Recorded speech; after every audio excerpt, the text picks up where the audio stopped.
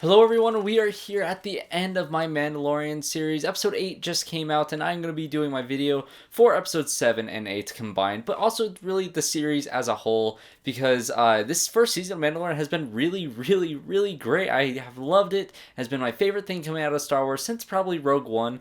And it's probably better than Rogue One. Honestly, I think this is the best thing that Disney Star Wars has made. If you take the first 3 episodes and these last 2 episodes and you combine that into like a 2.5 hour long movie, it is excellent. It is awesome. There are 3 episodes that kind of meander a little bit, but some of those have their own good things about them. But these last 2 episodes were excellent, and let's just jump right into this. So let me give you a spoiler warning for episodes 7 and 8 and do a little recap and review of both of them. So stay tuned. Here we go with episode 7 of The Mandalorian. So episode 7 of The Mandalorian starts off with Mando getting transmission from Carl Weathers telling him to come back to that planet. I keep on forgetting the name of the planet they're at, but it's pretty much the main planet of the series. This like weird lava-ish planet with these ruins and then this awesome place where the Mandalorians are kind of hiding underground in the sewers. And this episode starts off with Mando getting this transmission. He's like, okay, you need to come here. You need to give the asset back to Werner Herzog, and we need to trade him out, and your name will be cleared out, and everything will be all good. But you need to come and bring the assets and give him back and do all these things. And of course, the Mandalorian does not trust him, because why would he trust Carl Weathers when he's already betrayed you once? And he's not really a trustworthy guy. And you find out, especially in episode 8, some things with him that I do want to get into later on. But he's an interesting character. And so Mando, of course, what he does is he goes and builds his own crew of people that he's going to take, because obviously he doesn't want to give Baby Yoda, or Baby Yodi, which is what I've been calling him. You definitely don't want to give Baby Yodi away to Werner Herzog. So he builds up his crew with Cara Dune, played by Gina Carano, who in this episode is yet again great, surprisingly. You don't really think that she's going to be a great actress, but she really is having fun with this role, and she is really invested in it. You can tell that she's doing a really good job in the show. And of course, he gets the Ugnaught KUIIL, voiced by Nick Nolte, of course, one of my favorite characters. I have spoken. This guy is awesome. Of course, we're going to get him to take care of Baby Yoda, and of course, he is brought back IG-11. He went after the battle in episode 1. KUIIL went over, found IG-11, fixed him up, and made him a nursing droid, which obviously Mandalorian has a history with droids, having his history in the Clone Wars where his parents were killed, which we keep on getting these flashbacks to. He doesn't trust droids, and now he has this guy that almost killed Baby Yoda in the first episode, and now he's supposed to trust him, and it's this interesting dynamic that he has with IG-11, voiced by Taika Waititi, and now we have this crew. We got to bring in the Borgs, and they have to go to this planet to meet Carl Weathers to get on this mission to essentially hand over Baby Yoda to Werner Herzog. And like I said, this crew is excellent. I've been waiting for the show to really build up a crew that they're gonna keep with a few more episodes, because this show is very episode of like villain of the week type. This, we're gonna go to this planet, we're gonna have the side mission, then we're gonna move on, we're gonna kill all these new characters, and we're just gonna move on. And now we're finally going back to episodes 1 and 2 getting KUIIL, and we're going back to episode 4 getting Cara Dune, and episode 1 getting IG-11. Now we have this solid crew with Baby Yoda and the Mandalorian going to this planet, going on a mission, and of course everything goes wrong. This is not going to be a good. This is the second to last episode of the season. Of course, it's not going to end in a happy way. It's going to end on a cliffhanger, setting it up for the season finale. And this episode sets things up so well that it's hard to tell if this episode is better than episode 8 or not, because who's the director? Deborah Chow directed this episode. She directed episode 3, and she does a fantastic job setting all these things up, and I don't think episode 8 would have worked as well without the setup that this episode does. They meet Werner Herzog. There's this awesome thing with Carl Weathers. Obviously, we don't trust him. There's these dragon things that come down and attack him, and we get to see Baby Yoda heal Carl Weathers' arms with the Force, which is the first indication that we get that power, that we do see. Spoiler for Rise of Skywalker, we do get to see that power kind of explained. He's transferring Baby Yoda's life force to Carl Weathers to heal his wound, which is a really cool idea. I actually really love this force power, and it's first introduced in The Mandalorian with this character. And so we have this setup, and because of this, Carl Weathers says, we're not going to hand over Baby Yoda to this guy. I don't want to get rid of this thing. I see why you're so attached to him. And so he betrays these other bounty hunters that's with him, and now we have Carl Weathers joining the crew of Cara Dune, Mandalorian, Baby Yoda, and KUIIL, and the 2 Borgs, and IG-11, and they go off They meet up with Carl Weathers with an empty little cradle that's supposed to be holding Yoda, and Werner Herzog has an amazing line. Obviously, this guy has been great in the series, and I actually really love his voice and the way he's been used in the series so far. He's like, "Oh, we'll be quiet," when he says to open up the baby's thing, and he's like, "No, you can't see the baby, he's sleeping," and it's just a very funny scene. And then we get, of course, Giancarlo Esposito as the main villain of the series, I'm guessing. He shows up with his stormtroopers and his death troopers from Rogue One, which the death troopers are one of my favorite troopers in all of Star Wars. I think they look awesome. They're really threatening. They are actually very imposing in Rogue One, which is kind of why I love that movie so much. The stormtroopers actually feel like they're scary and that they actually might have some good aim to hit some things. Now we have these death troopers coming in, and they mowed down the entire building, killing Werner Herzog, sadly, and his own band of stormtroopers. Giancarlo just kills his entire team that's inside that building because he knows that the asset was not there. He found KUIIL going back to the ship, and sadly, this is the most heartbreaking thing in this series so far. I love Nick Nolte and this Ugnaught character, and sadly, he is killed by the stormtroopers at the end of the episode. One of the most devastating scenes. The music swells up, and it's heartbreaking. It's just... oh man, the way it's revealed and the camera pans up after Yoda is snatched off the ground by the stormtrooper, and it just reveals the Ugnaught lying on the floor dead. Rest in peace, KUIIL and Nick Nolte's character. I will miss you dearly. Very sad moments. And that's how the episode ends. The episode ends on this cliffhanger. They're stuck in this place. They were just ambushed by Giancarlo Esposito and all these stormtroopers and death troopers. They're stuck in this building. Baby Yoda's fate is up in the air. We don't know what's going to happen to him. And the episode just ends there. Excellent episode directed by Deborah Chow, who I have been raving about ever since episode 3, and her doing all of the Obi-Wan series gets me even more excited after this. This was my favorite episode until episode 8, which I would argue is even better. Yes, the setup from 7 is kind of what pushes it over the edge, but man, Taika Waititi took this series home. Now, I tweeted this out. Go check out my Twitter at the UR Movies. But everything Taika Waititi touches turns to gold. I loved this episode, and it started off quiet. We had that epic rise and just climactic events happening at the end of episode 7. And it kind of quiets down for a bit. You see the stormtroopers who snatch Baby Yoda, and they have this hilarious banter, which Taika Waititi obviously is a very funny guy, and this entire sequence is hysterical. And they're arguing about is this baby still alive? They're punching the bag that has Baby Yoda in it, which is you hate these stormtroopers. One of them is voiced by Jason Sudeikis. I don't remember the other guy, but they're really funny. They're just having this banter like, oh, we're just gonna have to stake out here. The guy's still over the intercom. He's like, oh, you guys can't come in yet, so you gotta wait for your moments. And it's a very funny scene. They start trying to shoot this can over in the sand away from them, and they keep on missing. It's stormtroopers have crap aim. That is now canon. It is hysterical. Taika Waititi really infuses his humor into this opening scene, and some people are saying it goes on for a little bit too long, but I love just these two random stormtroopers having a normal conversation, just settle down, quiet the story down, go into this intimate moment between these two random characters having a conversation. And of course, IG-11 comes in and brutally murders them, which is great because they punch Baby Yoda in the bag.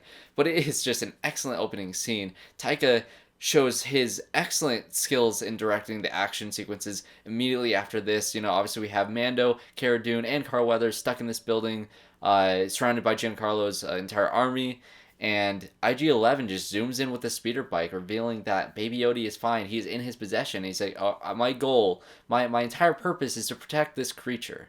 And what does he do? He drives straight into town with all these stormtroopers and ambushes them. That's a great job protecting. As soon as I saw the speeder go by and the camera pans to the town, it's like, what are you doing? You said you were trying to protect him. Now you're going straight into battle with the baby? Are you Star-Lord in Guardians of the Galaxy 2 bringing a baby into battle? What are you doing? But IG-11 just is incredible. Like we saw in episode 1, we got to see this IG-11, this warrior droid, just mow these stormtroopers down, and he jumps off the speeder bike and he crashes them into others, and he's spinning around protecting Baby Yoda. It is an epic scene. And of course, with all this, you get to see Mando and Cara Dune and Carl Weathers see what's happening. All the stormtroopers are distracted, so it's their time to kind of ambush out. And just before this entire sequence where you find IG-11 coming back to save them, there's this grate that can lead to the sewers where the Mandalorians are hiding. Like, okay, we need to go out this way, but it fails. They can't get out that way. And so it just, a lot of things in this episode happen where, okay, we have this plan, but it doesn't just work. It's not easy getting out of this situation. It has a lot of casualties in this situation. Obviously, KUIIL died at the end of this last episode, and now they're stuck in this place. They can't get out their only exit, and they need IG-11 to come and ambush them. And this, like I said, this scene is incredible. We have all our characters now going out since the stormtroopers are distracted, and they're shooting out, and this amazing battle sequence. And of course, we have Giancarlo Esposito. He realizes what's happening, and he sees Mando go for that big gun that they bring in, similar to Episode 1. But yet again, they don't take the easy route. This big gun doesn't wipe out all the stormtroopers, because Giancarlo points his blaster and blows up this thing, and the Mando gets destroyed in this. He gets seriously injured. He gets some head injuries that pretty much takes him out of the fight. And yet again, this show shows that Mandalorian is not an invincible character. He's very flawed. He gets hurt. I really love this character and how much he's grown to care for this baby creature that we still don't know the species name of. And they get out, they get all back into the building. They're still surrounded. They didn't get out. The escape attempt failed. But now that they have IG-11, he can break into that grate, and so they can go through the sewers. And we get an incredible scene where, Mando he hasn't really given up, but he wants the warrior's death. He thinks that he's going to slow them down. He's out for the count. He has a serious bad brain injury. And so he's on the ground. He tells everybody to leave, and IG-11 stays behind because, he's a nurse droid now. His purpose is to help people that are injured. And so what he does is he reveals Pedro Pascal's face as the Mandalorian. He takes off the helmet saying, you can't be seen by any living creature, but I'm not a living creature. So he takes off the mask. You see Pedro Pascal, and, he has been excellent in this series. So this is where I kind of get into my series review of everything. He is perfect casting, just his voice and the amount of emotion you get just from his helmet. And now you finally get to see him in just this very short scene. But you don't need to see him. I can't. Christian Harloff said this in his video where he says he can't remember any show or any series where the hero is a character that you never see their face. He's completely covered. Dredd, has a mask covering his eyes. Darth Vader is the villain, so you never really get to see his face, but still, you never really get that hero that you never get to see. And Pedro Pascal does a great job just using his voice to emote all his emotions, and now you get to finally see him, and he uses the Bacta healing, which a couple of things are convenient. This Bacta healing spray kind of fixes Mando really quickly, and it's kind of convenient, but at the same time, it's Bacta spray, it's Star Wars, the Bacta tanks. Obviously, it's going to work, so now he's doing better, he slowly heals up, and I completely skipped the entire scene with Yoda stopping the fire from that one awesome stormtrooper, which is why Yoda didn't heal Mando, because he was exhausted from stopping that fire in that awesome sequence. Whenever Baby Yoda uses the Force, it is so worth it. In the last episode when he healed Carl Weathers, in this episode when he stops the fire, it is always so satisfying. So now as we're reaching the end of the episode, we get to see that armorer, the Mandalorian armorer, and she is awesome in this episode. She has this awesome fight scene with these stormtroopers, and I can't wait to see more of her. She is a great character. I really want her and Mando to have more interactions because, she knows the purpose of Baby Yoda, and she knows the history of the Jedi, and she says, and this is pretty much setting up the entire plot of Season 2, is you need to take this Baby Yoda because it's too young to train as a Mandalorian, as a foundling. So you need to find the people that he belongs to, whether that's the Jedi or whether that's his species. You need to bring this thing home, and that's your purpose. You're now this thing's father until you find this thing a suitable place to live and with its people. And so she says all these things with the Jedi and how the Mandalorians and the Jedi have had history, and you get to see that in Clone Wars, I believe. I have not seen any of the animated shows, but this episode really made me want to go back and watch them because now you can kind of piece things together, see where the series is going to go in the future, introducing more Jedi into this, and I think that's awesome. In no way did I ever expect the show to really have this Force use and this Jedi stuff. I thought it was really just going to be a bounty hunter show, which it is. You get a lot of that, but it's a lot more than that. And so they get out on this lava boat, and there's this astral droid that has legs and arms, which is kind of weird, and it takes them out. They're surrounded by stormtroopers outside the tunnel, and IG-11 makes the ultimate sacrifice. Taika Waititi himself, the director of this episode, goes out, he says, this is my only purpose, and he has this argument with him. It's like, okay, I need to go back to my original protocol so I can do the self-destruct thing that's set up in episode 1. And he says, oh, but your purpose is to protect them, so doing this is not the smart idea. And he counters that with another argument, and it's just, this has to be done. There's no other way. IG-11 has to walk through the lava like Terminator in Terminator 2, and he goes out and he blows up the stormtroopers. It's very heroic. Giancarlo Esposito comes in a TIE fighter, and Mando gets his jetpack, and he flies up, and he just does this awesome maneuver where he's hanging off the thing, he slaps some bombs on it, he blows it up. It is awesome. Giancarlo crashes, does not die because we see in the final shot, which is awesome, but that is our episode. That is our story. Mandalorian's going to go off, try to find a home for Baby Yoda, and leaving Cara Dune with Carl Weathers, which I hope they keep this crew together for a little bit longer. I obviously they're shooting now. I saw Carl Weathers said in an interview that him and Gina Carano are filming season 2 right now. So obviously they're going to come back. I just really hope they come back in a big way. And there's less, missions of the week episodes in season 2, which we're probably still going to get because that's how Clone Wars was and that's how Rebels was. But I hope we get more story stuff like this, because when the series really focuses in on this main storyline, that the main thread that the story is doing, it's great. It's excellent. So now let's talk about it. The very end of this episode, after Mando flies off with Baby Yoda, we get to see the TIE fighter that has crashed. Jawas has become my favorite creatures in Star Wars. They're just hysterical. That whenever they scream Utini in The Rise of Skywalker, when they made their short cameo in that movie, in episode 2 when they're screaming Suga with the egg, and it's so funny. We get to see these Jawas ransacking this crashed TIE fighter, and we get to see this blade like cutting out a piece, and we get to see Giancarlo Esposito has the dark saber, which, like I said, I've not seen the animated shows, but I know of the dark saber. I know it was mentioned briefly in Rogue One, which is awesome. Apparently, there's some, like, one of the files that Gina Erso is going through when she's trying to find the plans for the Death Star. They mentioned dark saber, and so it's been followed through the entire series of Clone Wars. I know Darth Maul had at one point.